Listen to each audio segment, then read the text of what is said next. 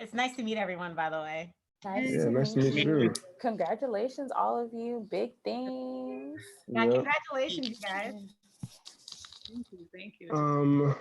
Real quick. So, Ashley, you're going to Duke, Med-Peds, Tiana, UCSF, plus track, and then Xavier, UNC Chapel Hill. Yep.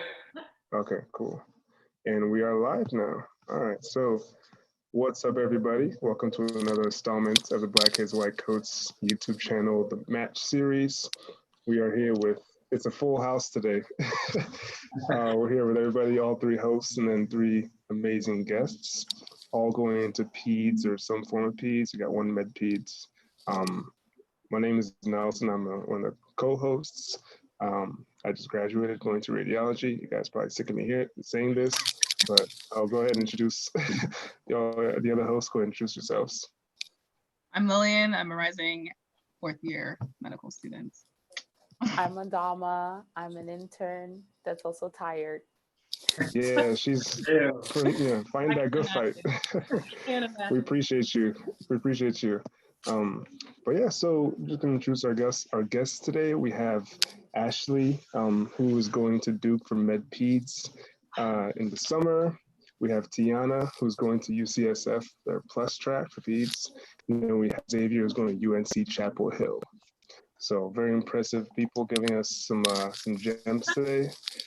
And yeah, so just to start it off as we always do, I want to ask you guys to just give us a nice summary of your journey, what led you to where you are today. And we'll go with ladies first. And with that, we'll go with alphabetical order. So Okay, well, so I'm originally from Miami, Florida. Came to UNC with the hopes of being a doctor, but I wasn't really quite sure I wanted to be one. I thought I was going to be a marine biologist, and then I realized I couldn't swim very well, so that probably wasn't the best fit for me.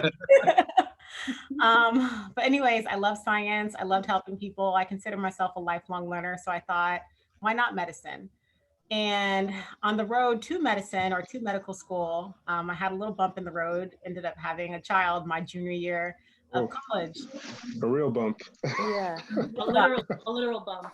So I took my final exam in the front of the class because my stomach was so big I couldn't fit in the class. So I had like 400 people staring at me. So then on top of that, I had to deal with the daily, you're not even going to graduate from college, so you can kiss medical school goodbye. And that was really hard to hear on a daily basis. But luckily, I'm pretty headstrong and like to do what I think is best for me. So I kept going, and my daughter and I ended up at UNC Chapel Hill for medical school, and it was great. I would like to do what I think is kept going, and my daughter and I ended up at UNC Chapel Hill for medical school. And they have their thing on. Sorry, I can't hear you. Sorry, I was just saying anybody who has their YouTube on, go ahead and mute that. Oh. Well, initially I wanted to go into pediatrics because I thought I was going to do pediatric oncology. But then after my first year of medical school, I found out that there was a thing called hematology. I wasn't really familiar with hematology. I had a few friends with sickle cell disease growing up, but I didn't really understand what it meant. The only thing I knew about it was they hated when I had my air conditioning like on full blast because they didn't like to be in the cold. Whenever we would be like outside running around, they would always say they needed water because they couldn't get dehydrated. I didn't understand why. But as I got into the hospital, I was like, okay, like I want to know more. So I asked a mentor of mine, what can I do to learn more about this? So she was like, you need to do research. So I decided to do research. I applied for the American Society of Hematology MMSAP award, and I was awarded that. So I've been able to go to their conference for 3 years and present my research. And I saw when working with these patients with sickle cell disease that a lot of them were having a hard time transitioning from the pediatric to the adult world. Especially the Black males were having a really hard time transitioning from the pediatric into the adult world. And I found that if you look at some of the mortality data, there's a really high morbidity and mortality amongst patients with sickle cell disease when they're transferring from the pediatric to the adult world. So here I am, aspiring pediatric oncologist thinking, gosh, if only like I can see these patients, from the pediatric side to the adult side, it would be great, but that's like impossible, right? But then somebody at the hospital, I believe it was a resident, told me, well, you know, you can do that. There's this thing called Med-Peds. And I'm like, Med-Peds, what is that? Like a pediatrician on steroids? Like, what exactly is that? But then I got some more information and I was like, wow, you know, I think this would be a great track for me. And I decided to just go for it. You know, I was told that Med-Peds was competitive and I'd probably have a hard time getting it, but we can get to that later. But again, I'm headstrong and I do what I think is best for my daughter and I. So here I am at Duke, about to enter my first year as a Med-Peds intern. And then after I do those 4 years, I plan on doing a combined fellowship in hematology and oncology, either at Duke or UNC, and just take things from there. Hopefully, you know, change the face of sickle cell disease and help the kids with leukemia and neuroblastoma. Amazing. And and all the things that I like to treat. All of them. Yeah. And I don't know Love if Ashley's going to touch on this later, but shout out to ASH, which is the American Society of Hematology. That's how I actually met Ashley, and it's lit. They got money to help people that are really interested in either hematology or oncology. So that's a great resource for you guys. Dope. All right, Tiana, you got it. Cool. All right. Well, first of all, thank you for sharing that. Like, I feel inspired right now. Like, Right. I, you know, as I'm sitting here in my mom's house, I was kind of reflecting on just motherhood in general and kind of how much sacrifice it takes. Like, you're amazing. So thank you for sharing that. My story. So I'm from Los Angeles, which is where I am now. I was one of those kids from like the time I was there. Cheers over there. Somebody else from LA. Oh, no. So yeah, I was one of those kids from like when I was like 5, 6 years old. I wanted to be a doctor. I always had my face in the book. Like I have relatives, like family members who were like, oh, like that's what your face looks like? I didn't recognize you without a book in front of you. So that was always me growing up. And then, yeah, like my mom was a single mom raising 3 kids and really just put in a lot of sacrifice. Like she was a teacher back in the day. And so she was just like, education is it. Like that's kind of the way to kind of boost up the next generation, you know? And so she pushed us all really hard, got us into amazing schools.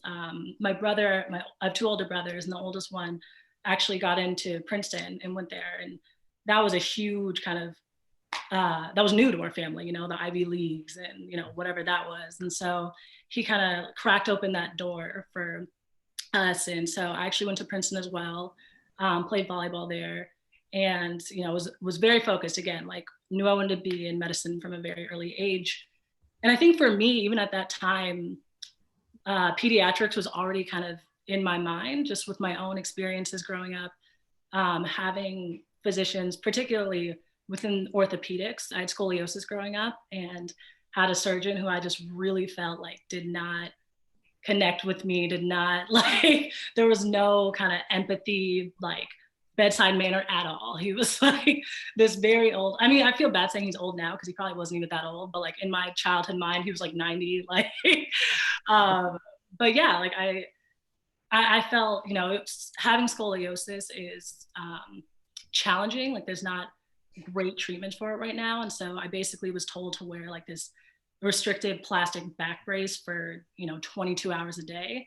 And I was someone who was young, who was active. I was, you know, 12, 13 years old when I first got diagnosed. So, you know, so self-conscious, like as all girls are at that age. And it hurt also, like it was physically painful. And I was an athlete, movement was really important to me. So I'd always complain about him, be crying in his office. And he was just like, well, you have to wear it. Like, I don't care what you say, like, you just have to wear it. And that was tough for me. And I always wanted to be somebody who could kind of give kids that voice and kind of like respect and validate what they're experiencing. Because a lot of time kids' opinions or what they're going through mentally isn't really like validated or explored. And so, yeah, at that time, I kind of leaned more towards ortho. I thought, you know, I was an athlete my whole life. I'm 6'2", so like I fit the stereotype of like, I know, yeah. That's a stallion. That's a stallion. I get that all the time. What's up, stallion? Me too. Yo, when a woman says they're 6'2", they're legit 6'2". Yeah. When the guy says it, he's like 6'1". Yes. More like 5'9". I'm like 5'11", 3/4", but I say that I'm 6'2". Baby, you 5'9" on a good day. Oh, snap. I'm a real but yeah, I think as I was moving along through college and through medical school, I got really interested in just prevention and how do you ensure that people are able to have access to a healthy life, and to the best possible health outcomes, particularly for people from Black and Brown communities. And so I think naturally what makes sense in my mind is, like, if you're thinking about prevention, thinking about how to give people the best outcomes, like starting as young as possible, just a natural connection. So the introduction that was actually in college, I was sort of a public health-ish major in undergrad. And so I went into medical school already sort of knowing about things like health disparities and kind of issues with access to healthcare and stuff like that. So during medical school, I was waiting to get more of that, and I was waiting to learn more, and that didn't quite happen because obviously there's so much we can learn in medical school, just in terms of like biology and anatomy and all that stuff. And so when I got to the end of my third year, I was like, I want to take a step back. Like I want to think more about like what can we do outside of the hospital to prevent some of the stuff that we're seeing here. And I was in a particular track where I spent 8 months in the county hospital, like the safety net hospital in SF. And you see so many things that were very preventable if people had, equal access to healthcare, to preventative services, routine medical care, routine mental health services, things like that, support with substance use disorders. So yeah, I felt very strongly, went to do this MPH program, and almost serendipitously got pulled into creating a mental health program with a school district that my mom actually works for, called the Inner City Education Foundation. So I really spent, I'm still working on it now, so over a year, working with the school district to build this program called Embrace the Mind, which was focused on providing education on mental health, reducing stigma associated with mental illness, and equipping students, teachers, and parents with tools to build mental wellness. So it was awesome, and it opened my eyes to mental health and a world that I hadn't really explored before. And so I feel like eventually within pediatrics and what I'm gonna do, I may try to, whether it's through just general peds and figuring out as a general pediatrician, how do we better support kids' mental health, or eventually doing a fellowship in psychiatry, which I can talk about later, is an option for people coming out of peds residency programs. I may try to see what I can do there to try to break the stigma down that we have around mental health. Amazing. Wow. 2 inspiring stories already. Wow. Incredible. Xavier, you got it. No pressure. Have to follow up, man. I don't know if I can do it. So, no, some great stories. And I think it's really powerful to have a platform like this for us to share it. We have a lot of amazing things that the world needs to hear about. So again, my name is Xavier. I was born and raised in St. Petersburg, Florida. And I am one of 3 boys in the family, and I'm the oldest. And man, going through my journey, mom and dad worked hard to, provide, put food on the table, and made sure that like school was something that was very much focused on in the house. And so always took, school very seriously. And it wasn't until I was in the latter part of like middle school when I was able to volunteer at a program called Medical Explorers at a local hospital. And through this program, it basically immersed you in several different areas within medicine. And going through the program, I was able to explore many different parts of the hospital. And I also was able to do like a leadership position. I think I was like vice president or something like that. So I was able to kind of work my way into understanding what leadership was and medicine was. And there was a day when we went on a tour of the hospital's laboratory. We're going through, everything's fine. I'm thinking, this is pretty cool. There's like Petri dishes and stuff. And I'm thinking it's like real blood on a plate, like all this stuff. It was just really cool to be exposed to. But I remember we walked past another person who looked like maybe my age, who had on a white coat. And she was actually a lab clerk in that lab. And my mom was with me on this tour. And she says, "Hey, do you know her?" I said, "No, never met her before." She says, "Well, she looks like she's your age. And if she works here, you're going to work here too." And I was like, "What?" Like, that don't make no sense. But sure enough, a month later, I was in that manager's office sitting down for an interview. And so when I was starting high school, I was able to actually work in that laboratory as a lab clerk. And I was exposed to so much in medicine. And it was in that moment that I had two physicians really take me under their wings. One of them, most notably, Dr. Kennedy. She was a pathologist that really wanted me to just learn more about medicine. And she didn't have to do it. I didn't even show the interest. She just kind of did it herself. And I think at the age of 16, I saw my first autopsy. And that's when I knew, I was like, this is really cool. This is something that I want to learn more about. So I went through high school really like eager to do well so that I could go to, good college. And went ahead and started my journey at University of Florida, and I never left. I've been at UF for 9 years now, and it's been an incredible journey. But either way, started in undergrad, and as I was going through my journey of undergrad, I still pursued pre-med, but I started to find that I had a passion for global health. I went on my first trip to Haiti in 2012 with an organization called Projects for Haiti. And my eyes were just opened. There was something about connecting with people there who seemed to lack a lot in, let's say, resource, but they were very resilient and strong and rich in other things that were more meaningful. And there was something, again, about wanting to meet their needs. And so I remember after leaving, I was like, man, this is great. I had an amazing experience, but I was only there for a week. Like, what is this really gonna do? And so when I came back, I started to learn a little bit more about public health, about just sustainability for mission work, and just understanding my role. So I didn't want to go in as this, like what some people would call like a white savior. Like you go in and you think like, oh, I have all the answers, because that's not my role at all. If anything, I need to partner with the people. So either way, I took like a year of Haitian Creoles because I wanted to really immerse myself in the culture.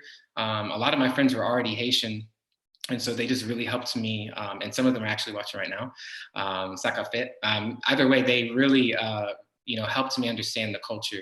And I was going to Haiti every year after that. So started medical school, and I knew when I was going into med school, I wanted to do basically med school through a public health lens, which pushed me to do the MD, MPH program. And what I noticed was, as I was going through medical school, I was one of those guys that was just like, man, I like this. Like, I thought I was going to do family, and then I liked interventional cardiology, and then I'm like, oh, I like surgery. I'm like, I like everything. But eventually, what I came to find was, I noticed that a lot of my activities outside of medical school were all related and dealt with the youth. And my first summer of medical school, I remember that I volunteered to lead the Healthcare Summer Institute. And in short, it's a 4-week program where we take 20 low-income, underrepresented students from high school students from across the county, bring them to UF, and let them stay on campus, and we immerse them to everything medicine. And I was able to help lead that. We did like SAT prep, shadowing, just practical skills, like how to have proper etiquette when you're eating at a fancy restaurant, things that these kids probably weren't exposed to, because I know being in their same situation, I wasn't either. So it was just really cool. And I just realized everything that I was doing, I valued these kids and wanting to see them succeed. So as I came to choosing my specialty, I was between OBGYN and Peds. And it was funny because when I was on OB, I was like, I'm not gonna like this. 3 days in, I fell in love with it. And either way, something about the babies really grabbed me. And when I did my Peds rotation, I'm like, this is it. I'm worried more about the kids rather than like the surgical aspects of OBGYN. So either way, I have like a big passion to kind of like help fill the gap where kids go and see doctors that look like them, because I think that's important. And I think pediatrics kind of fills that desire of wanting to be able to show kids that it's possible, one, and then two, every single day is an opportunity for mentorship. Like for me, that is like my life's passion, mentorship and helping people.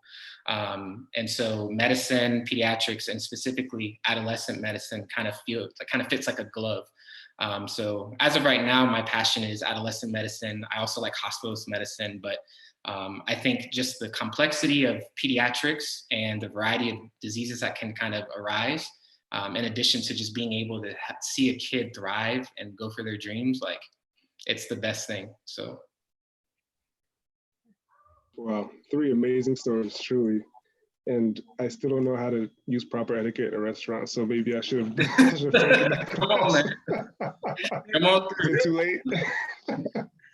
Wow, I'm definitely inspired. That's awesome. So kind of moving forward, we'd like to actually ask you guys, you have such amazing and kind of drawn out stories, and along the way, there's bound to have been some challenges, right? So could you just talk about some of the challenges you faced along the way and how you overcame them? Maybe you pick one if you want, but feel free to expound as you wish. Sure. Are we going in alphabetical order? Sure, why not? I feel like this entire journey has been nothing but challenges. I read this quote. It said that if there are no ups and downs in life, then you're dead. I'm doing this because I'm like representing an EKG. So you think about an EKG, you have your P wave, QRS, and then T. So if there are no ups and downs, you flatline, right? Asystole, you're dead. So I feel like, having a baby in college, that was definitely a challenge. How I overcame it, all I can say is God. And I technically have not overcome it because she's downstairs and still giving me a run for my money. But that was difficult. When I got, even getting to medical school, I take the MCAT twice. So we can talk about everyone's MCAT journey is different. But for me, the first time I took it, I failed miserably. I thought that I was going to go in there and just pull some miracle off because I had been pulling miracles off in my classes. I'm like, I'm a straight A student at UNC. I'm going to go in here and get like a 40. This was back when the MCAT was like graded differently.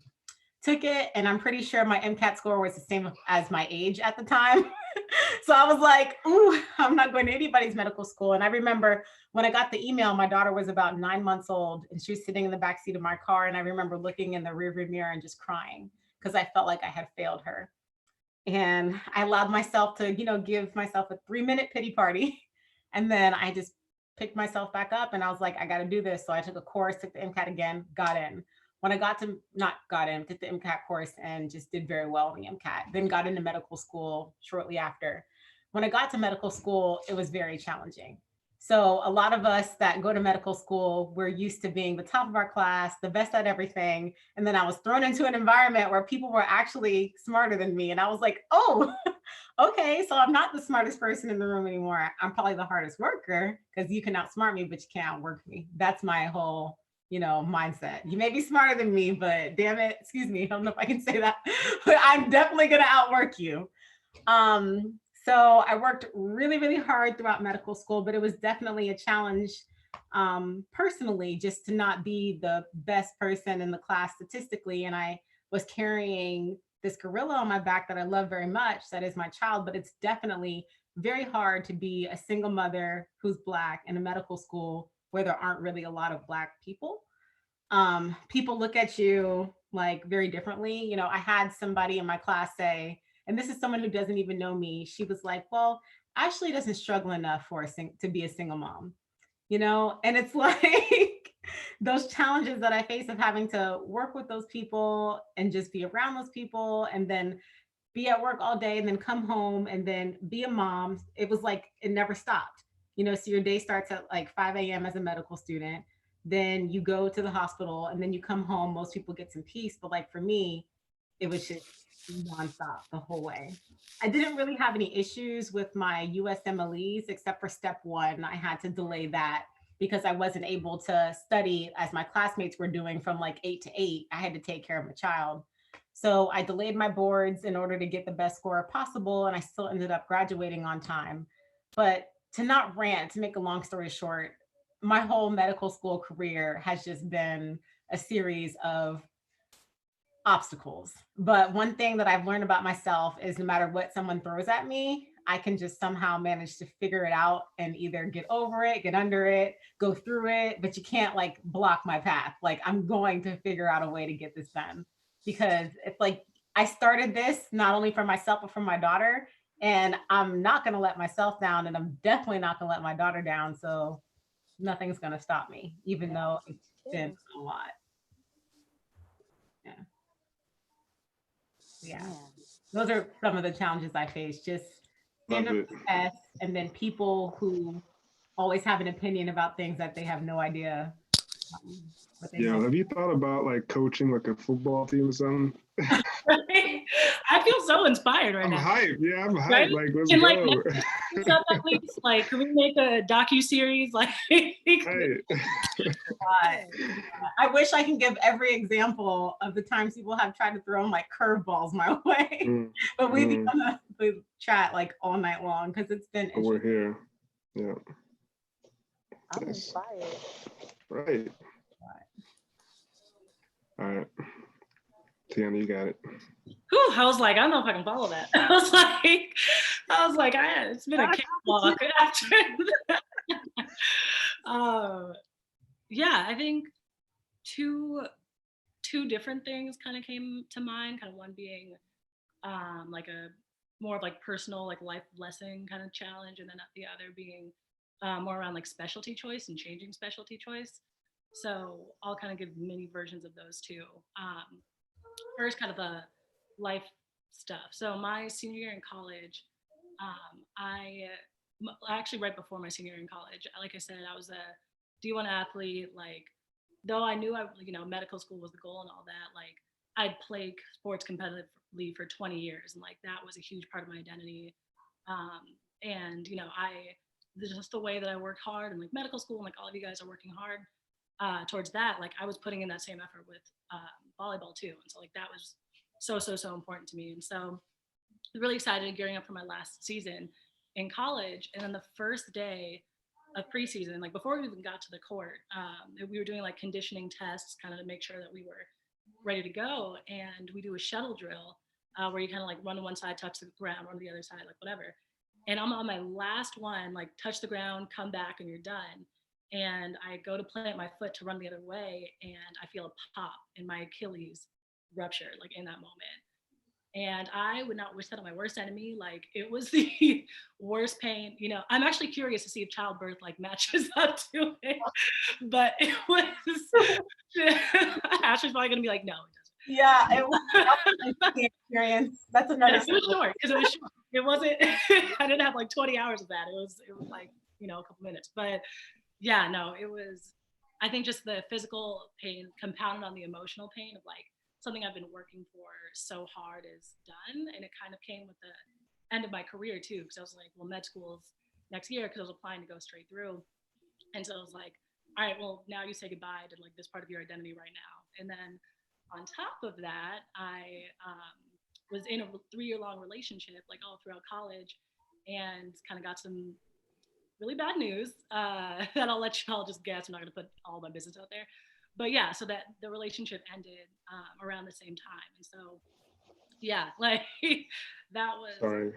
Yeah, no, that was a rough way to start senior year, the rough way to start kind of med school interview process, and to be in that. Because I don't know about you guys, but like, I feel like the med school interview process is just like 9 months of being anxious and like feeling like, I'm not good enough. Like, I'm not going to, who knows who's going to let me in. Other people may be telling me like I'm smarter, I can do it. But I'm just like, I don't know. Like, I may not get in, this, that, and the other. So I feel like it was just so much like uncertainty, loss, confusion, like, and just not really having an outlet in terms of like the support of a partner or the support of, just that physical release of like playing sport and stuff like that.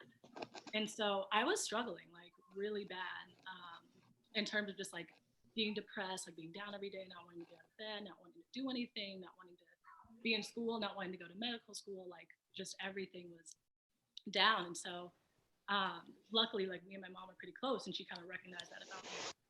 And she was like, I think you should go talk to somebody about this. Like, I think you need a little bit more help. And so I started going to a therapist on campus, and like night and day. Like, I genuinely don't think I could say that I would like be here right now if I hadn't had that kind of access, or that, at least that I would have stayed on the track to graduate on time and all that. So that's kind of just my shout out, my lesson to like therapy is a thing and it helps, like that I always try to say to people.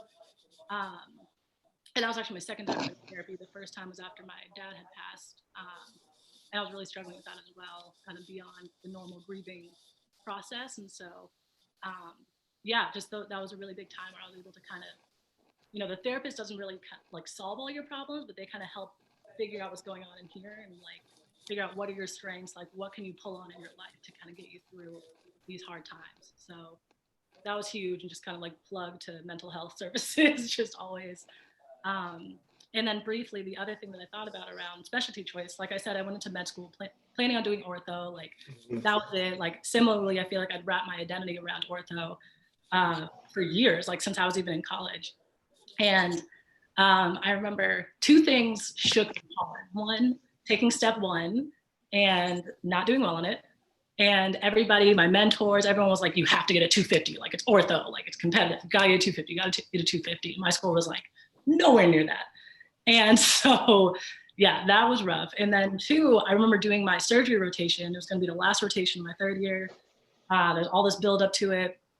And I didn't like it. And I was like, oh, SHIT, like, what am I gonna do now? Like, this is what I built up everything around, and like all my mentors were in ortho, and like I'm supposed to like this, like why am I not liking this? And I feel like that was the first time, and it took me a long time, like I think it was 8 months after that rotation that I finally admitted to myself that like I love my pediatric rotation, and like I don't have to be a surgeon, and like I don't have, like no one's kind of holding me down and saying like you have to do this thing that you kind of like mentally committed to or like kind of thought you would do. And I kind of allowed myself to open up and explore their options, because I definitely, first, second year, they tell you to explore things, and I just like never did that. And so yeah, like happy to talk later more about like what that process of was like from switching specialties so late and trying to find new mentors, and how I was able to kind of shape my other experiences in another specialty over there. But it was good. And I always try to encourage medical students to like stay open as much as you can, because I feel like you don't really know how you're going to feel about a certain specialty until you're in it, you see that day-to-day life. Yep. All types of doctors are amazing. So yeah. All I wanted to say was, Tiana, you are a stallion and your ex was a pony. I don't know how tall Xavier and Nelson are. I hope y'all look above 6, but anybody below is a friend and is a pony. Oh my goodness, that's funny. That's funny. You need a stallion. You need a cowboy, not a jockey. Hey, Lily knows how tall I am. Why'd you be like 5'5"?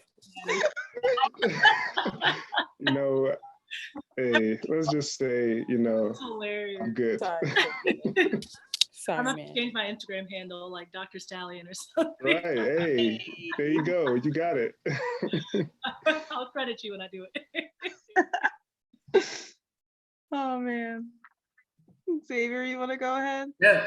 So, again, both really inspiring. I would say for me, going through medical school, I think the biggest challenge that I face, of course, like you go through the challenges of like, well, let me say this. Two of the things that I struggled with was one, imposter syndrome. And I'll start with that. So, going into medical school, there was so many things that just like the world would say like is against you. Like, you're a first generation college student, you want to go to medical school, and you're trying to attain all these big things. Like, nah, that ain't gonna happen. I still remember my first advisor in undergrad. I remember I didn't do well on a math exam. And she told me, if you think this is hard, you might want to consider nursing. And honestly, that experience served as like a catapult for me, because I really wanted to show her, I'm like, listen, so-and-so, whatever her name was, I'm not gonna say it, even though I remembered. I'm gonna show you. And thank you to the Lord that he actually was able to like refine me through that and allow for me to do really well academically. And that's not to boast, but to say like, you can come from challenges and do well. And so I get into medical school, and my first experience just being in the classroom and stuff, it was hard to adjust, but I was able to get it under control and figure out my study habits and stuff like that. But then here comes step one. And step one for me was just a big challenge. It could be, I think, just my experiences with standardized exams. For me personally, I also had to take the MCAT on multiple attempts. So I still remember my first time I sat to take the MCAT, I was in Tampa, Florida. Yes, I'm putting y'all on blast. My computer shut down 3 times during my exam. And the The second time that it shut down, it was during the verbal section, and this is the old school, the OG version of the MCAT. And I had to step out for 30 minutes and then come back to the same test, and some of my answers were not recorded. So I had to go back and make sure it was just terrible. I had to submit the whole test concern form and stuff, but either way, I was able to take it another time and knock it out. But I still, something about that standardized exam, it just rattled me. And so going into medical school, I always feared it because everyone talked about it. And I think I gave it too much emphasis and too much power over me. And so either way, I just struggled. But I'll tell you this, I did not perform as well as I wanted. It was not a good score. Like when I took it, and it was, for me, it was like, in that moment, I was defining myself by a 3-digit score. And I'm not defined by that. I'm defined by so much more. And to be honest, what I had to tell myself is, for me personally, the way that I'm able to actually make it through this entire journey is knowing that I have a calling on my life. And for me, the Lord gives me that calling to pursue it. And so I know that regardless of whatever bump or obstacle comes in the road, that thing is not going to stop me from being able to succeed. Doesn't mean it's going to be easy or that it's going to be, an even playing field for me to get there. But I didn't let it stop me. And so going into third year, I was like on fire. I'm like, I'm not going to let this thing stop me. Like, I'm going to move forward and really show that I'm not just defined by a 3-digit score. And so going through third year, I was able to kind of hone in on my studying skills and just really found that I thrived a lot in the clinical environment. And again, I think what STEP taught me, especially just step 1, was resilience and my purpose. It was a great reminder just to remember, like, if you go through medical school and you say that you did not struggle one time, it's a complete lie. We all go through our struggles. The struggle is real. But I think it's how you bounce back from those experiences. And I think that really gave me an ability to like really vouch for myself on my interviews. Because they saw, step 2 went really well in both sections, went really well. What happened with step 1? And I just straight up would tell them, I'm not defined by that score. And to be honest, the thing that really was big for me was knowing that programs saw past that. They saw past it. And those are the programs that I wanted to interview at anyway, because if you're not going to send me an interview because of a 3-digit score, I don't want to be there. So that's just how I kind of look at it. So STEP, if you guys are watching, if you're prepping for STEP right now, which many of you guys probably are with Rona, she's messing up everything. I can't even graduate in the ceremony. But either way, if you're still prepping, just know that regardless of the score, like it is, I'm not trying to vilify the fact that the score is not important. It is important, I get that. But just know that you have so many other things that bring value to your application, and you just have to really shine in that. So. Can I second, third, fourth, fifth that? Like, yes, to the nth degree. Nobody asked me about my STEP scores when I interviewed. I was like, do they not care? Right. No. Right. Yeah. It's just one of those dreaded humps you got to go through, and there's a lot of these kind of built-in systemic, boundaries that plague us more than a lot of other people. But it's good to hear that y'all made it through. We do have some questions from the live chat. I want to kind of swing to those. So some folks are wondering about the dynamic with age. So some folks are like, someone's 26 and they're starting their undergrad in cellular and molecular biology. They're wondering, at what age did y'all enter med school? And do you think 26 is too late to enter? Well, they're in undergrad now, but obviously, a few years later, they'll be entering med school, hopefully. So what do you guys think about that age? Yeah, no, I think things are shifting a lot. Like, I feel like the whole term of a traditional medical school applicant, like that, I felt non-traditional being a traditional applicant. So I went straight through from undergrad to medical school. And so I started medical school when I was 22. And I felt like a baby. Like most people in my class were older than me. And I think even the difference from, your early 20s to your mid 20s feels like, just think about like maturity wise, like when you turn 21 versus when you turn like 26 or something like that. Like you're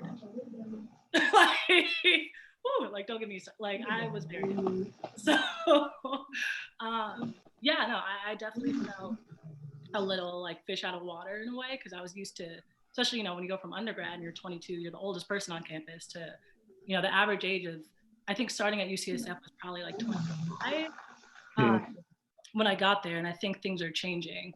I think the age is kind of shifting back. So, and I definitely felt that as well when I was applying for residency, because a lot of people were able to list things that they had done before medical school, like other jobs that they'd held, other degrees they had, stuff like that.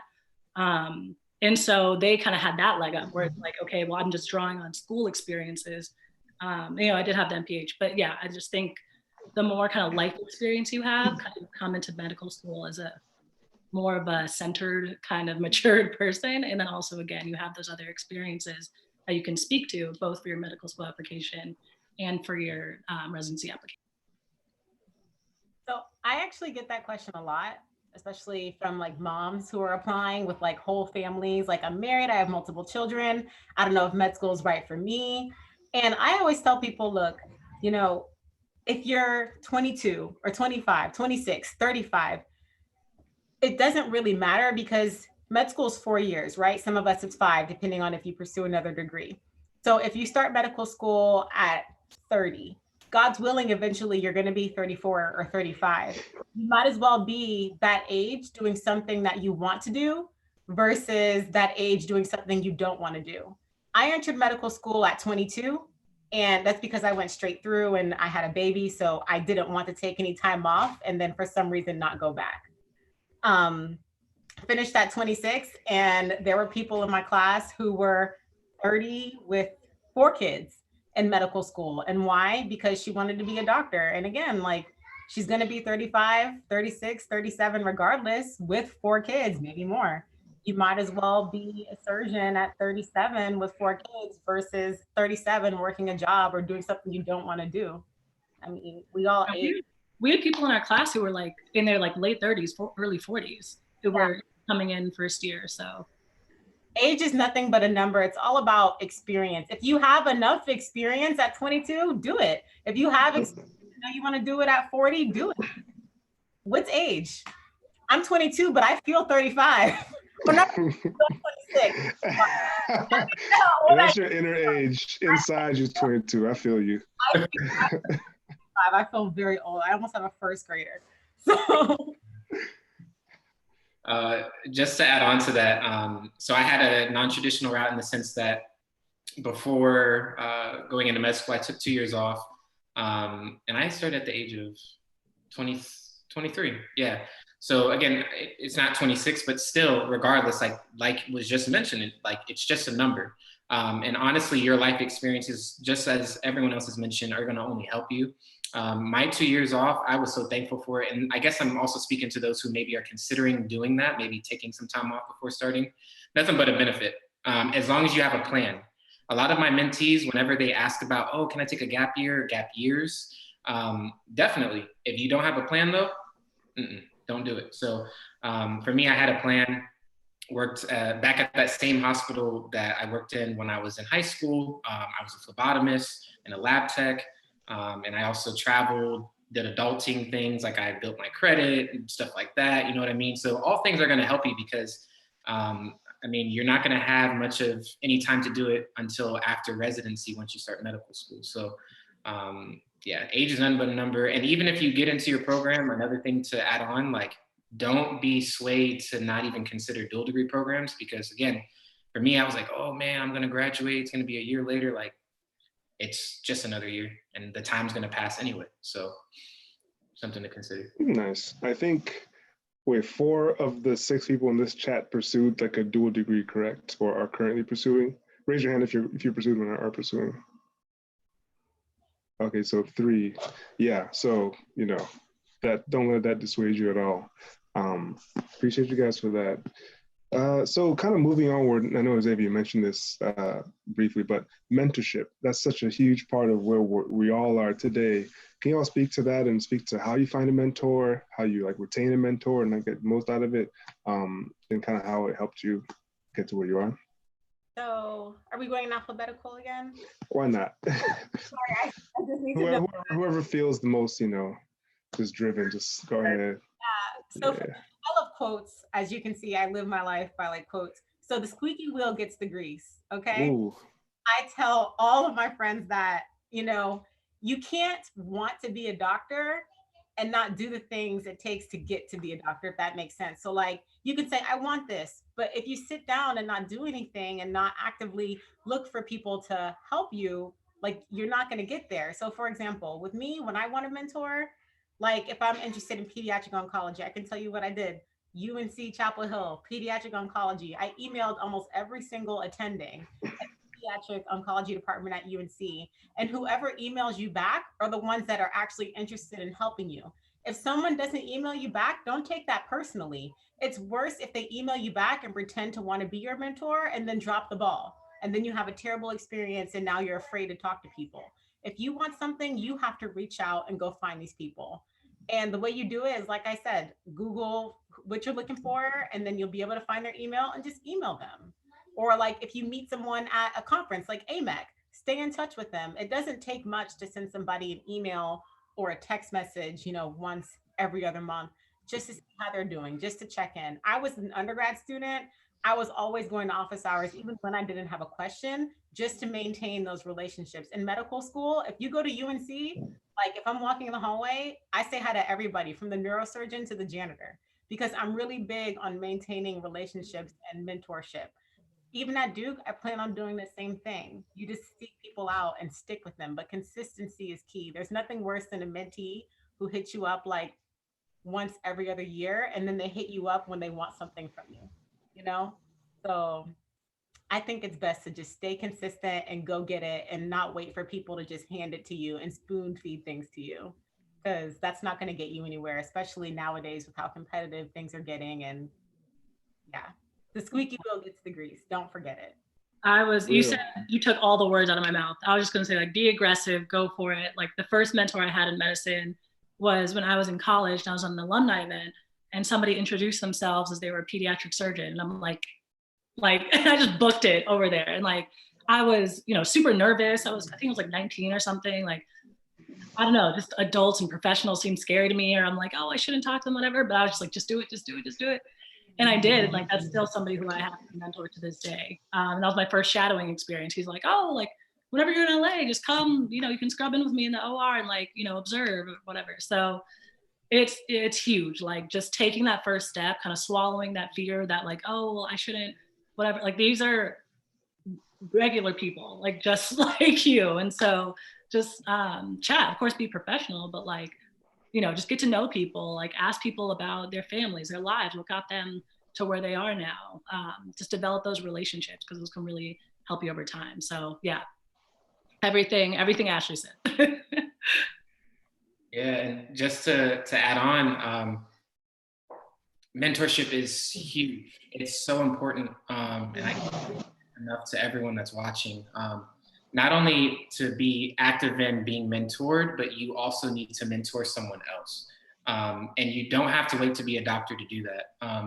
I think it was maybe in middle school when I first had my first ever mentor. His name was Rufus Brunson. He served in the military. And I just remember, I never knew this guy. I just knew he was a Black man that wanted to pour into me. And I'm just like, and he wasn't an SRO cop, right? So like usually at my school, we had a lot of things going on. Like there was a lot of bad things going on. And so whenever there was a Black male on campus, it usually was for like to reprimand a student or something like that. But this man was here to literally volunteer his time to pour into me. And he talked to me about college and all these resources and things that I should think about in the future. Sadly, he passed away when I was in high school, but his mark like that he had on me was just huge. And so from that moment, I always sought out another mentor.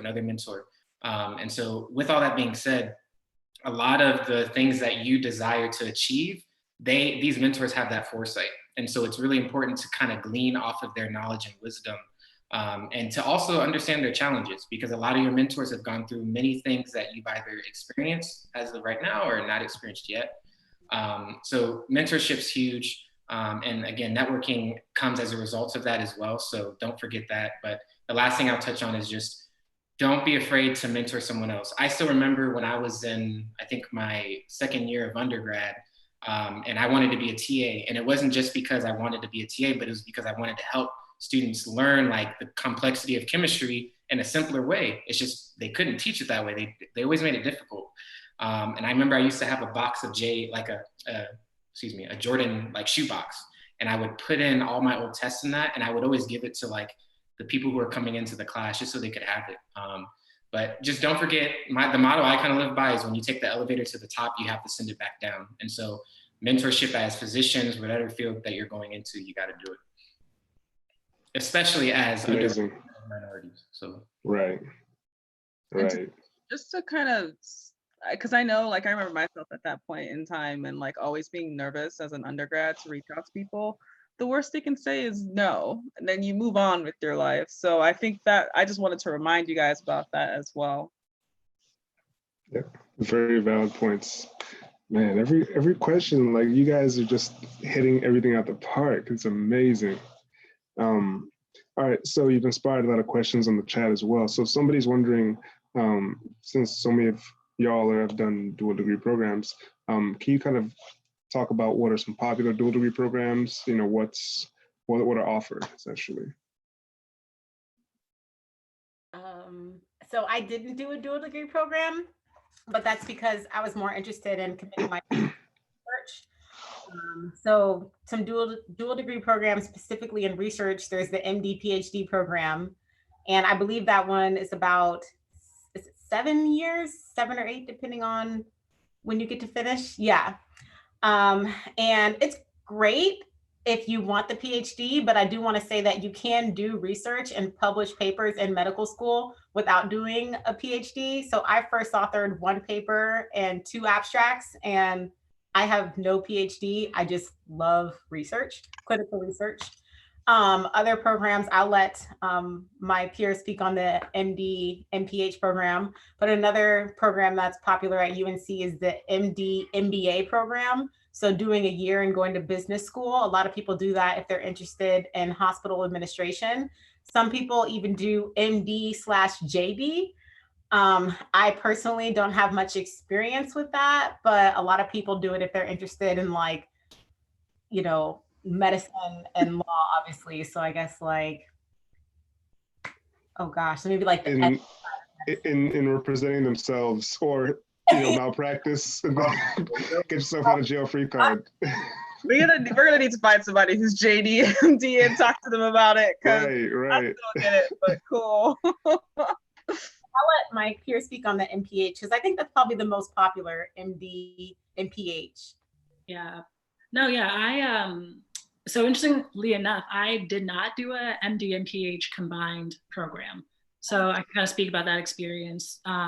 So I technically like applied out for a year. So like took a leave of absence from UCSF for a year and did my MPH at Harvard.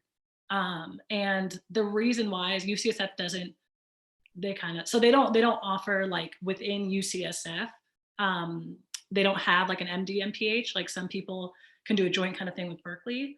But a good number of people actually do that where they take a year off after 3rd year. So basically the process of that is you have to apply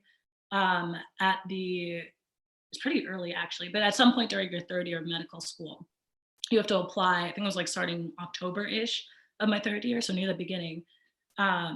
You apply for this MPH program and then submit a request to your school to do a leave of absence for a year. And people coming from UCSF most commonly applied to, I think it was like Harvard, Johns Hopkins, Berkeley, Columbia. Those are kind of like the main ones.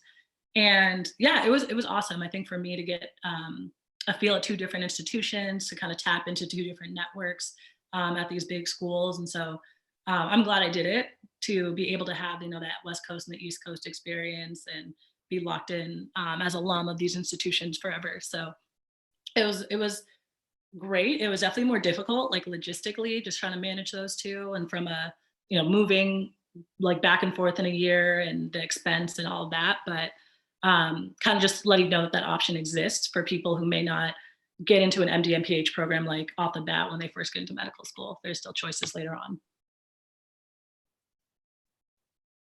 Yeah, so for my, I guess, journey, it's very similar to what Tiana was saying. So I applied into the dual degree program, and there are some programs that allow for you to do the combined degree in 4 years. So I know like in Florida, the University of Miami does that. But for me, when I was looking at programs, I just didn't want that because it feels as though they're going to condense a lot of the coursework into classes when you're on maybe break, or it just makes the load even more. And I just wanted to have, I guess, dedicated time to pursue that MPH, because the biggest thing I would say, if you're considering a dual degree, just make sure that you're doing it for a true purpose. Don't do it for the letters, because I can tell you what, like, the debt isn't worth it. Like, there are definitely scholarships out there for them. And I was very blessed enough to have one, but if you don't have one and you're just doing it for the letters, it's really not worth it. You want to go into it with some type of goal in mind. Like, why am I getting this MPH, this JD, this PhD? Not to boost myself up, but to practically use this to help my patients and just how I practice medicine. So I know for me, like, again, it was trying to figure out how can I help these communities, whether it's in Haiti or any other developing country, or even in the US in our own backyard.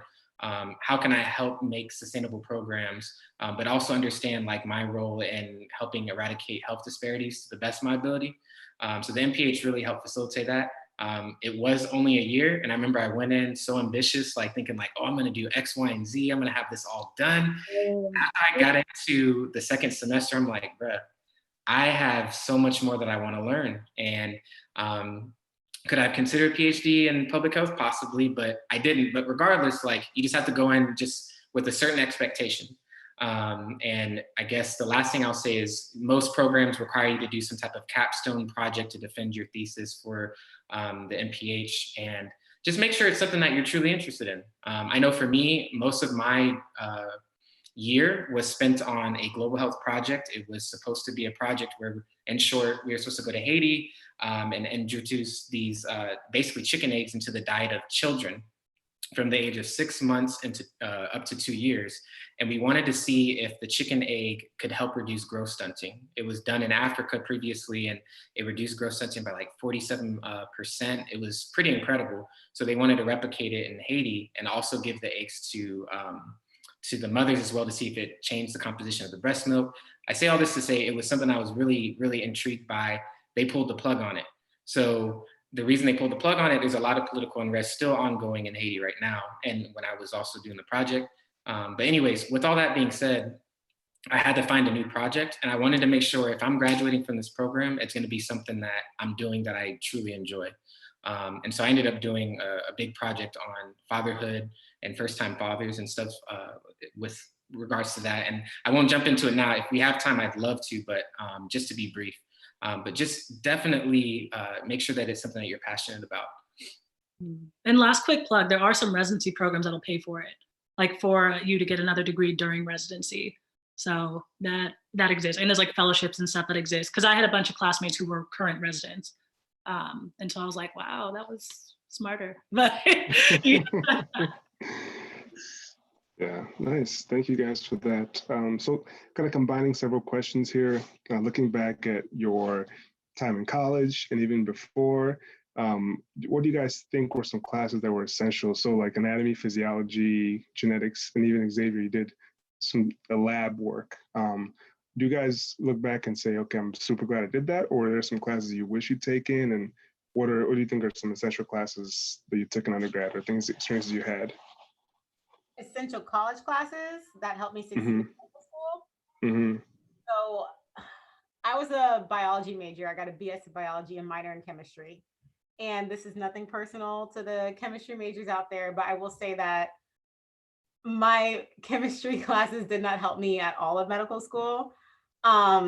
Maybe the only class that helped me in undergrad for medical school was anatomy and physiology, but the majority of my bio classes, like cellular biology, animal behavior, molecular biology, like, did not help me at all in medical school.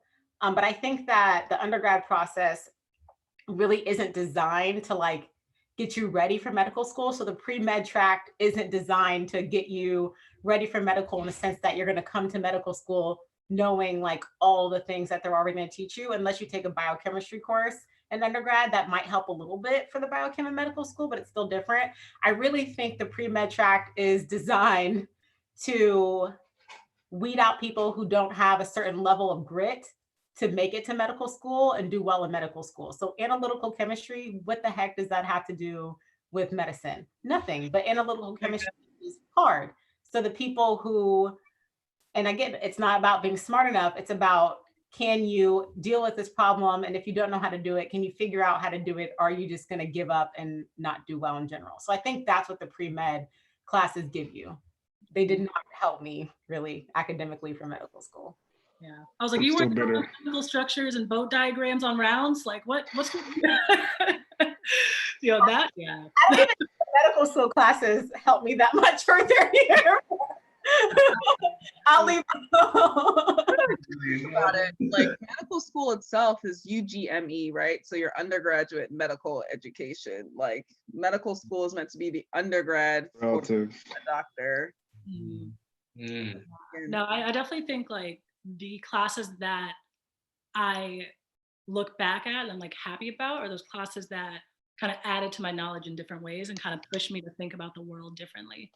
And so more of like the elective class that I took, because obviously you have to take certain prerequisites to get into medical school, but I took a lot of classes kind of like with my major, because I switched majors from doing molecular biology to like at the end of my sophomore year, I switched to public and international affairs. And I struggled with that, but like ultimately had a mentor who told me that like really explore and like find something that you actually feel passionate about rather than doing what you think you need to do. And so, yeah, like I took all these classes like in philosophy and American history. I took like an intro to Tibetan Buddhism course, like genetics in the modern era. Like there were all of these classes that really just made me think about the world in different ways and think about, you know, how different people approach the world in different ways. So I think just building that empathy from an early stage, I think was really the best part of what I appreciated about my undergrad courses, the diversity of that and diversity of thought. Yeah, like I agree with what both of these ladies have said. I mean, do things that interest you. And in addition to that, like a lot of these, obviously you want to challenge yourself academically and show that you can handle the rigor of, you know, challenging science courses, but not all of your electives have to be that way. Something that I did every year after I finished chemistry was being a TA. Again, every school is a little bit different, but I just went to my professor and was like, hey, this was my grade. Can I continue being a TA for this class? And that alone actually even helped me, I think of all the classes, that was probably the one class that helped me, because I got credit for it, like that helped me in preparation for medical school in the sense that it helped me learn how to think differently. And something I've learned in medical school is if you can teach someone something, you very likely know that material well, or at least well enough to really teach someone. So just definitely do things that allow for you to have a diverse experience in college, but more importantly, it gives you something great to talk about during your interviews as well.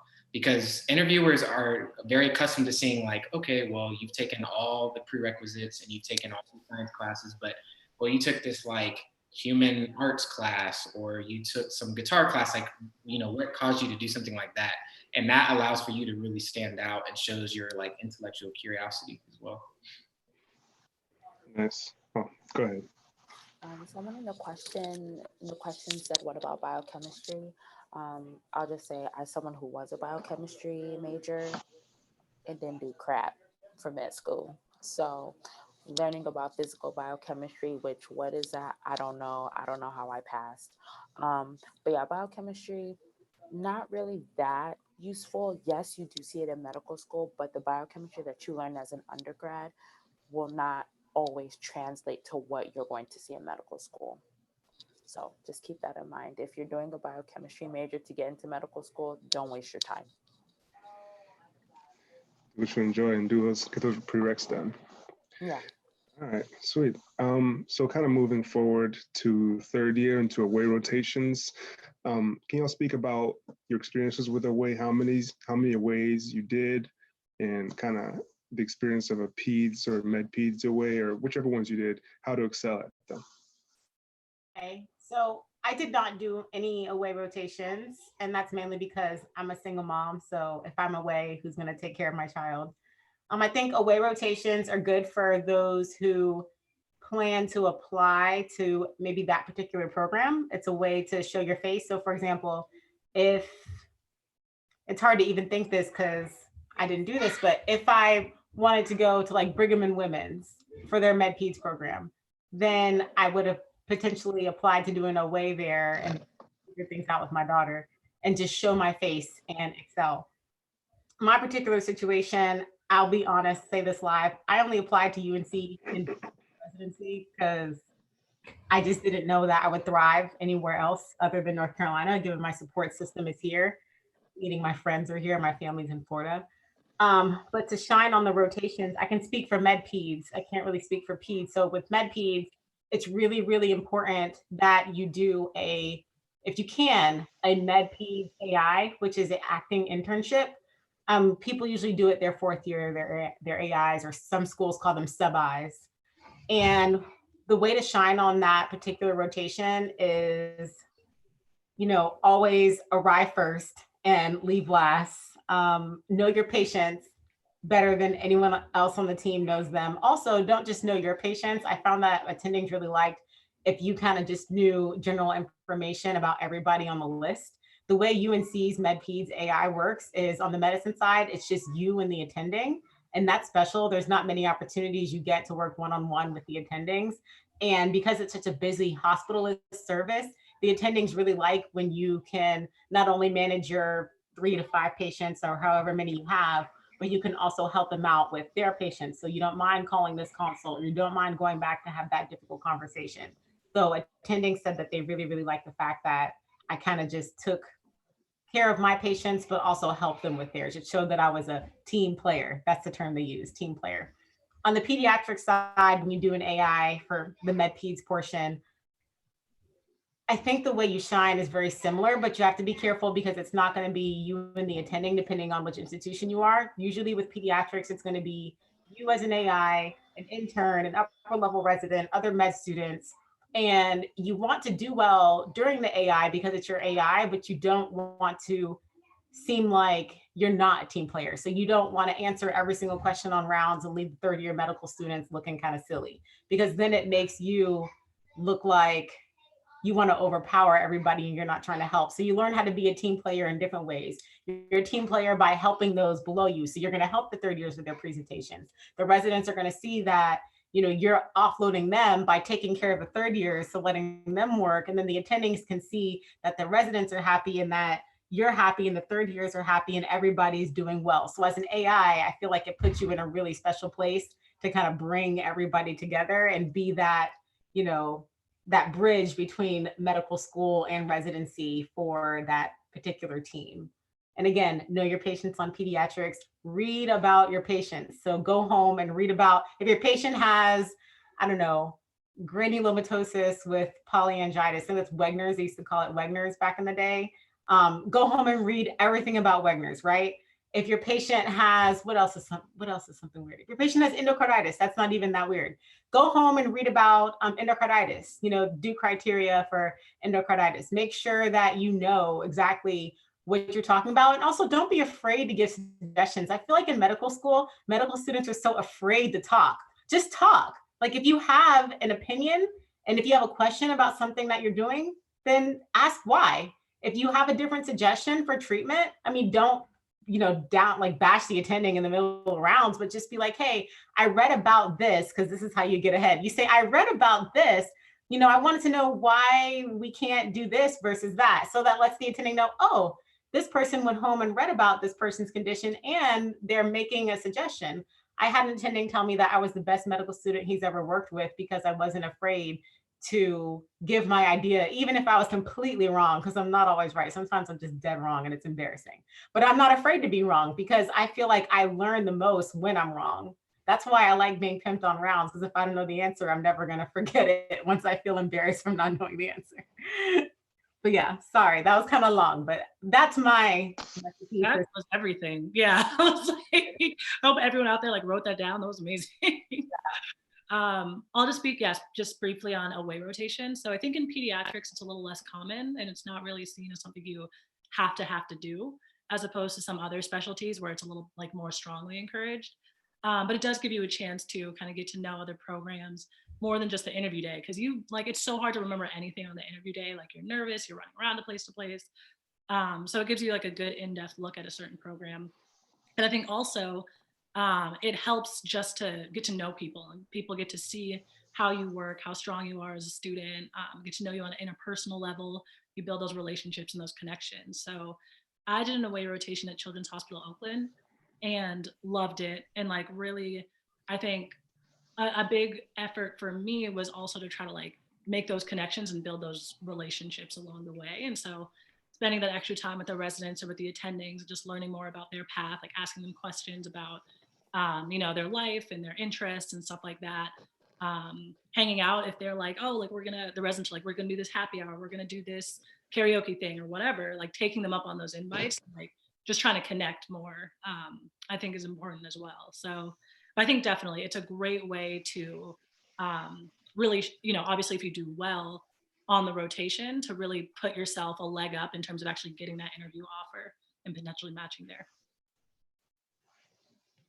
Yeah, for me, I didn't do an AI acting internship or a way. The biggest reason was because of the MPH curriculum. So after my third year, I did the MPH, and then as I was going in the fourth year, it took a lot of my time because I had to do the summer like capstone project. So either way, I didn't do one, but I can definitely echo what has already been mentioned in the sense of it can be very, very positive, but it can also hurt you in a sense if you're not on your A game while you're there. But it can be super beneficial if you're there and you're on it and you're ready to work. And another thing I guess I'll mention, if for whatever reason you're scared to do it or you feel like the AI is more so just to get used to the program instead of like making an impression, which I mean, most of the time it's to make an impression at a program, right? But if you're trying to get to know the program just a little bit more, there's the opportunity for second looks during your interview season, which is what I use kind of. And we can talk about that more probably later, but my second look at UNC just like secured the bag. Like for me, I was just like, this is where I want to be, you know? It doesn't necessarily sway your their decision on you, but it just helps you be able to make a decision as to whether that's the place you want to be at. I will say that programs only invite applicants that they're interested in bringing back for a second look. I will say that. Yeah, so Xavier was lucky. He made an impression.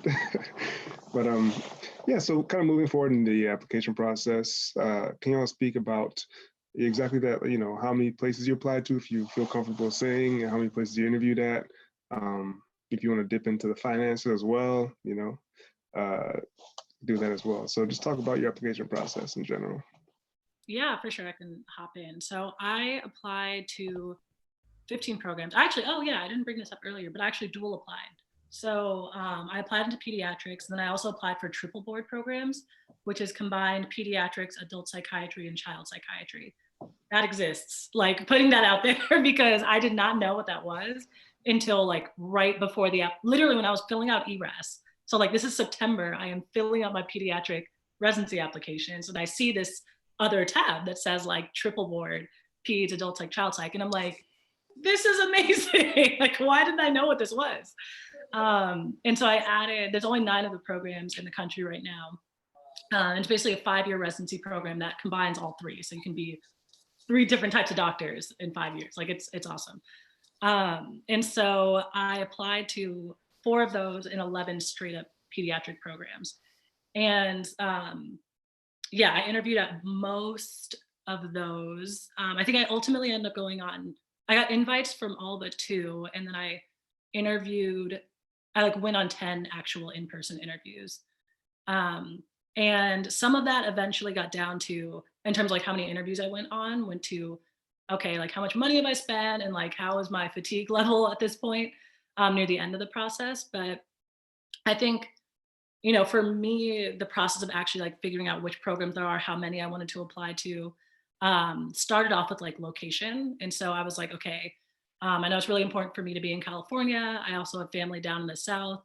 Yeah, and then I'd gone to Harvard and kind of had some friends and stuff in that area. So I was like, I'll add those programs on as well. There is a cost associated with all of this stuff. And so I have, in more competitive specialties, unfortunately, people have to apply to a lot of programs, but the more programs that you add on, the more costly it gets. So I was trying to be a little more lean with how many programs I applied to.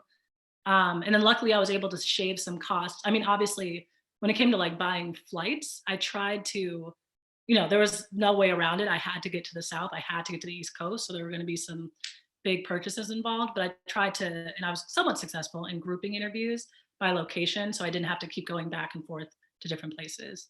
But yeah, at the end, I probably spent at least $1,000 on like between like the ERAS kind of process and flights and all that and getting around.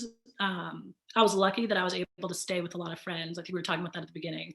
So definitely tap into your networks, try to like crash on couches as much as you can. Residency programs will often offer to link you with a resident so you can stay with them the night before, which is also a great way to just get to know people in that program and ask them more questions without that kind of nervousness there. So yeah, saving money that way was definitely huge for me. And then with some of the second look programs after, they offer to cover costs. I had a couple programs that offered that, but unfortunately, well, fortunately and unfortunately, I was in the Dominican Republic all of January for a global health rotation. And so I couldn't go on any of the second looks. But yeah, it's definitely a costly process. And so trying to kind of figure out ways to talk to as many people as possible, talk to the PGY1s who just did this process and could kind of provide guidance along the way, I think is really important. Wow. So as I mentioned, I only applied to 2 programs, but I just wanted to clarify something. So with Med-Peds, it's a little bit, how do I say this? It's more of a competitive specialty, mainly because there's only 6 spots in each program. So for categorical programs, there are more spots. So I'll give you an example. Duke has a huge internal medicine program. They have like 46 or 47 slots for their internal medicine. But for their Med-Peds, there's only 6. For their pediatrics, there's 15. Usually pediatrics programs have between like 15 and 30 or so positions. So with Med-Peds, because I was only applying to UNC and Duke, you know, it would be a little bit silly for me to just apply Med-Peds in those 2 institutions when there's 12 slots total, right? And then I am applying against what, like 500 or so Med-Peds applicants. So what I did was I dual applied. So I applied Med-Peds and Peds, praying that I would get Med-Peds, but knowing that I would be okay if I did pediatrics because I could do pediatric hemonc and then still see adult sickle cell patients. At least you can do that now in 2020. I'm not sure what it's going to look like in 2025 or 2030. So what I did is I applied to UNC and Duke for Med-Peds and pediatrics. I interviewed both, so all 4. It was actually kind of funny because for UNC, everybody knew what I was doing. Everybody knew that I was doing peds and Med-Peds because I've been at UNC forever, so they knew the reason behind it. But when I went to Duke, no one knew me. So on my interview day, I wore the same suit because I only bought 1 suit because I'm a little cheap and I like to spend my money on my child and not myself. So I wore the same suit for my Duke Peds interview and the Med-Peds interview, and they were like a week apart from each other. So when I came back for the Med-Peds interview, they were just like, weren't you just here? And I was just like, maybe. It was very awkward. So when I got invited back for like a diversity dinner and then a second look, somebody flat out asked me, did you apply to both programs? And I just said, no. I was just praying they didn't ask me which one I was going to rank above the other. But yeah, I mean, it was great. I mean, I was very fortunate in that this whole residency process didn't really cost me any money because I just drove to, you know, Duke, and I was already at UNC, so I drove to UNC. So that was great. I really liked the interview process because I like meeting new people and I like talking to people. Like the interview dinners were a lot of fun. I will say that just be careful about what people tell you throughout the interview process. Don't write a check until you see the money deposit in your bank account. If I can give you that advice without telling you exactly what happened to me, because that might be against the rules. But it worked out for me ultimately because I matched at my #1 choice. But people will tell you things throughout the process. And until you open that envelope on match day, do not believe what anybody tells you, because it can be kind of interesting. This process can be very interesting. I know multiple people who were verbally told that they were going to match at X program, open the envelope, and they were like, wait, what? You know? So just be very careful about believing what people say, and also be very careful about what you tell people. Like, don't tell multiple programs that you're ranking them #1, because there can only be one #1.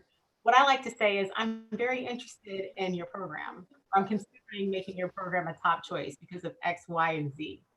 But I never tell anyone, you're my #1 and I'm gonna, rank you #1. I don't use that type of language because that's way too direct. And usually when you say it, you're on a high because you really like the interview. Then you go to another interview and you're like, oh crap, I like this one better than the other. And now what am I gonna do?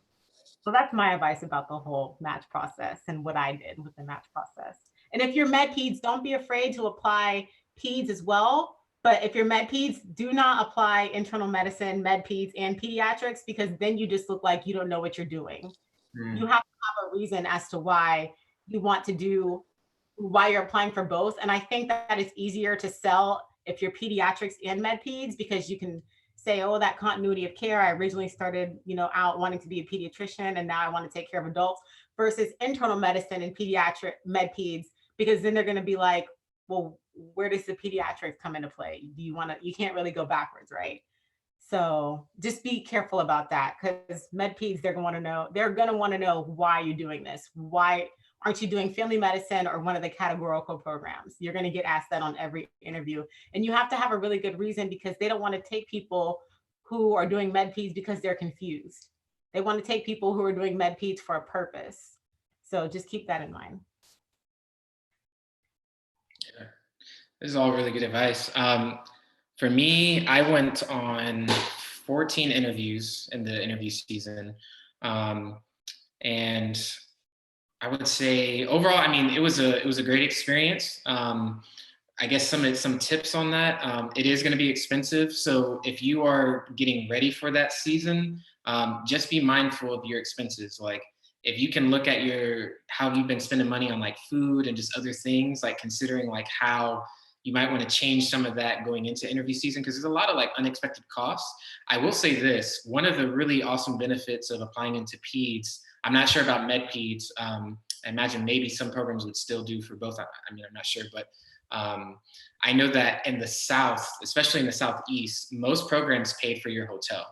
So a lot of the programs paid for my hotel. So I was able to save a lot of money on that. And one of the other huge positives as well is when they like pay for your hotel, you can still actually claim the rewards points from those hotels if you sign up for their program.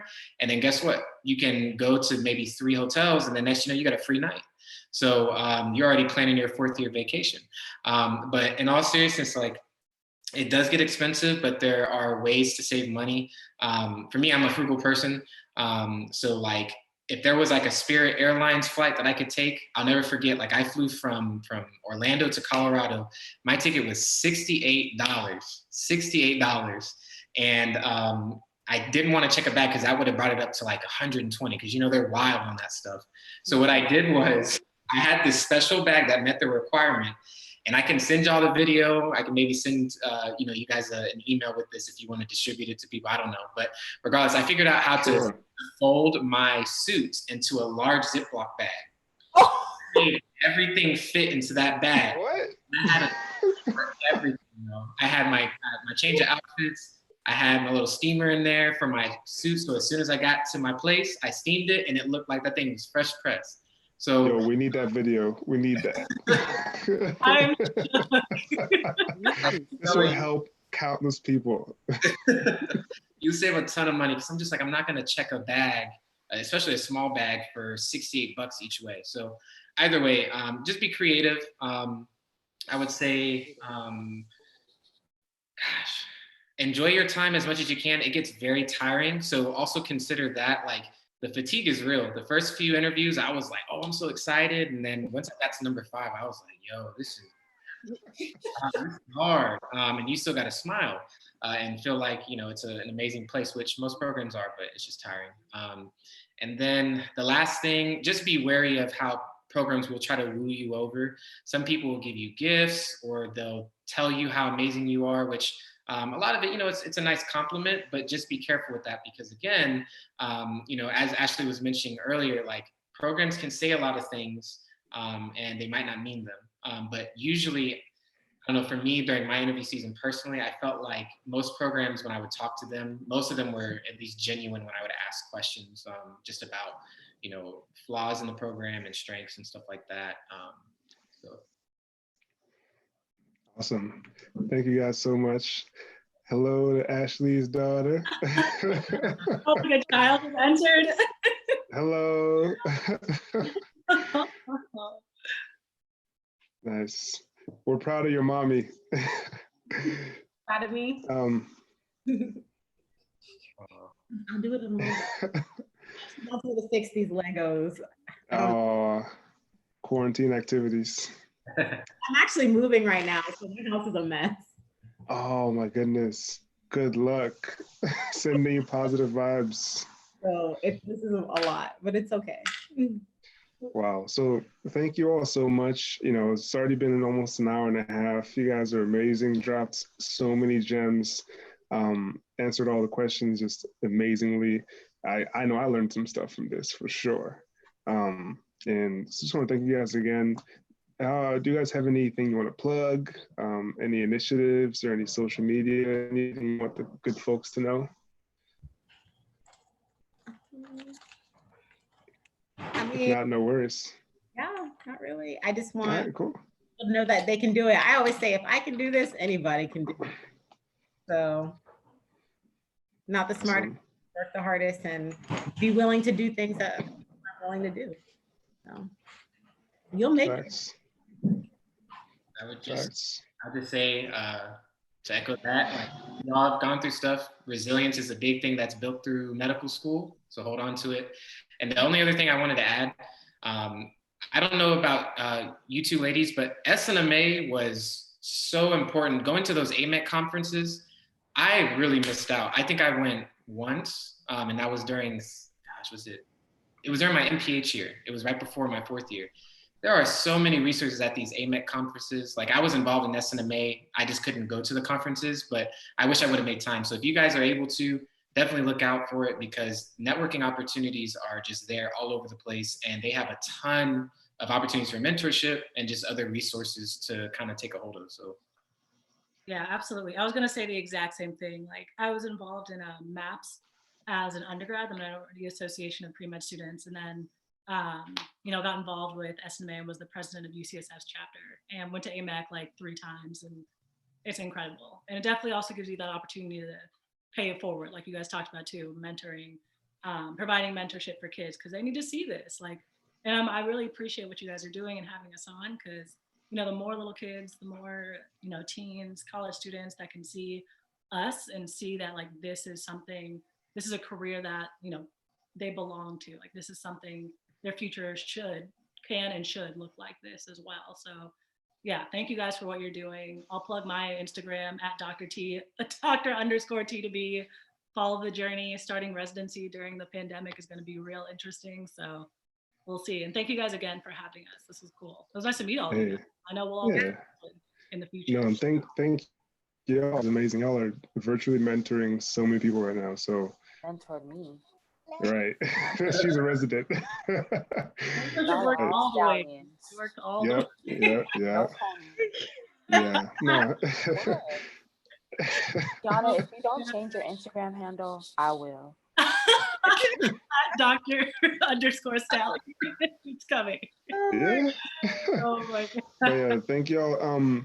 And just to everyone who's watching on the YouTube channel, go ahead, just type down how you found out about this episode. It helps us a lot with our publicity campaign. And with that, that's it. Thank you all. Join us. We have our next episode. It's Tuesday. Go ahead. Sorry. Also, as you're dropping that, like, just let us know what you've learned from this session or what you've learned from past sessions, just so we can see how we can be more helpful. But yeah. True. If there's any moms out there, you can do it. Stick with it. If you have any questions, my Instagram is like Ava's _. She's like, wait, what's Y'all can also type it down into the chat as well. Yeah, we can copy and paste it. Yeah. Or we can put it on DM me. I'm really friendly. Be respectful, guys. People. Oh, yeah. Don't DM me on that level, because I probably If it's a other type of question, then DM me. Right. Yeah, we need that video though. What? Oh yeah, the suit. Xavier, we need that video of you. We need that. We need the receipts. Your suit folding video. Oh, We yeah. need that. Yeah. He We need doesn't even that. remember. Does that video exist? I got you. Oh man. But yeah. All right. Thank y'all. Till next time. Stay safe out there. And yeah, y'all like, subscribe, comment, share this with your friends, uncles, aunties, baby daddies, baby mamas, whoever. Everyone see it. Was that directed to me? It was not. It was actually not. Oh my goodness. All right, and with that, I'll see y'all later. Nice to meet y'all. Bye, guys.